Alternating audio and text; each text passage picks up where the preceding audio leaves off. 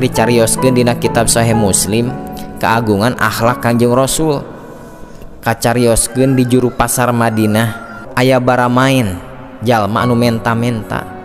Lolong eta jalma teh ti bangsa Yahudi.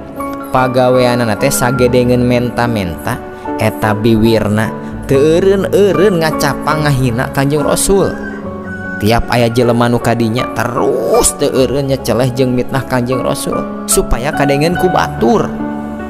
Salaresna Kanjeng Rasul mah tos uningaeun kabiasaan eta jalmi teh ngeun teu amekeun.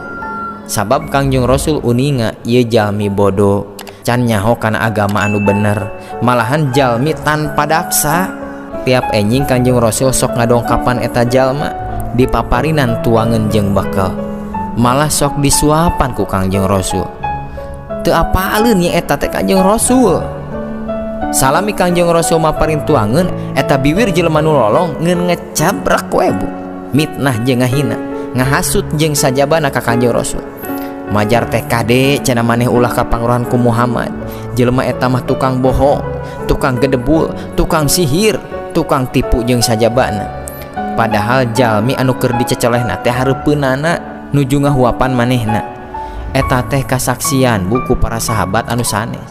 Eta para sahabat ngagalibrig nahan ka amek ngeun para sahabat tara bisa bertindak ngalangkungan Kanjeng Rasul. Teu tiasa kumaha sahabat ge ngeun ngagalibrig we nahan ka amek. Kumaha Kanjeng Rasul? Sabar we bu, sabar ya Allah ya Robbana Karim. Sigana lamun urang manggih jelema lolong bari ngacapang nyeceleh diri urang, dirojok liang irungna naginya. Nah ari sia teh kabina-bina teuing minimal direngkas mah kudu jigana. Kanjeng Rasul mah sabar we bu. Ieu teh ngahaja hiji rek ngadidik eta jelema ku cara bil mau idotil hasanah. Lalaunan we Kanjeng Rasul mah. Sabab lamun disakalikeun bisa-bisa kabur eta jelema. Geus presudais, geus goreng sangka teh heula. Anu kaduana ieu teh nuju ngadidik urang salaku umatna. Urang teh kudu bisa nahan diri, sabar lamun aya jelema anu goreng omong jeung sok ngahina nyeceleh kana diri pribadi.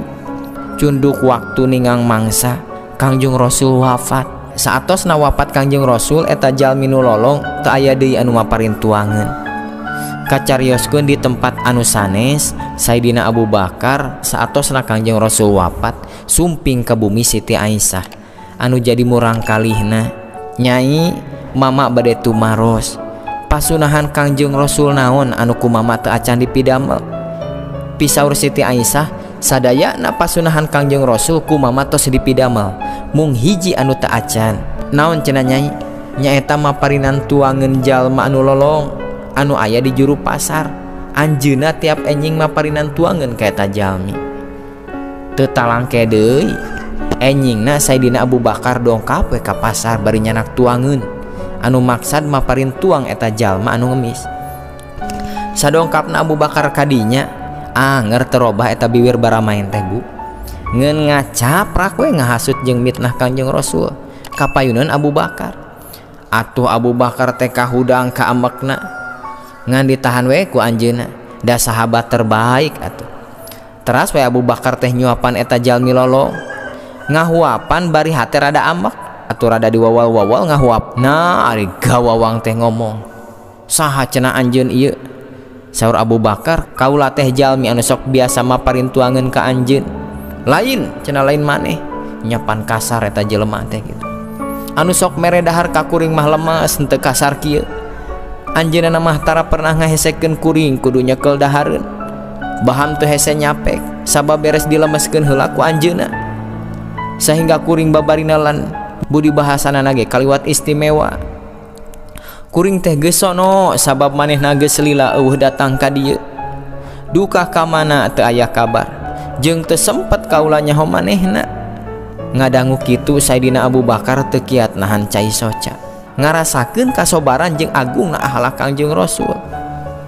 Abu Bakar nyarios ka eta jelema, bener kaula lain anu sok biasa mere dahar ka anjeun. Kaula mah salah sahiji sahabatna. Ayeuna anu sok mere tuangeun ka anjeun teh, anu sok bager ka anjeun teh geus teu aya di kieuna. Ngadangu carios kitu eta pengemis ngahulang. Nu bener cenah eta maneh nyarita. Bener.